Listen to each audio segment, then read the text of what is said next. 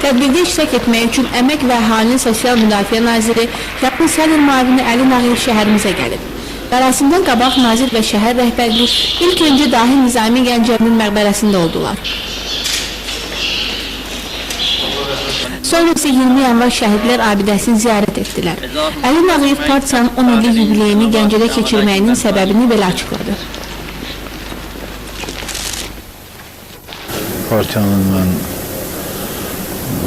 sədr müavini kimi partiya rəhbərliyi tərəfindən məsləhət görülüb ki, Gəncədə partiyanın 10 illiyi ilə əlaqədar keçirilən tədbirdə iştirak edən məmnuniyyətlə bu təklifi qəbul edəmişəm və ümumiyyətlə Gəncədə bu partiyanın formalaşmasında ilk gündən mən bu təşkilatının başqalarından daha çox bağlıyam. Nazir Gəncəyə səfərinin başqa məqsədi olduğunu da söylədi.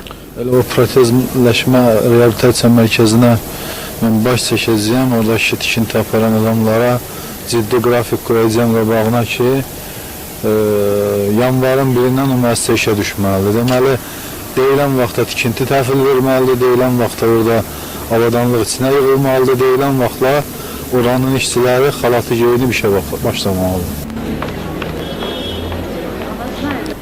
Tədbirin rəsmi hissəsində Yapın Gəncə sədri Nizami Əhmədov və digər üzvləri çıxış etdilər. Onlar partiyanın 10 illik fəaliyyətdə nəzər saldılar.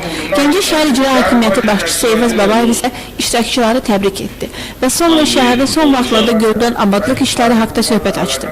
Nizami Əhmədov partiyanın 143 fəal üzvlərinə fəxri fərman təklif etdi. Rəsmi hissədən sonra iştirakçılara konsert verildi. Mədinə Nəcət Vaqif İbrahim Xəlil, Xəbər Plus.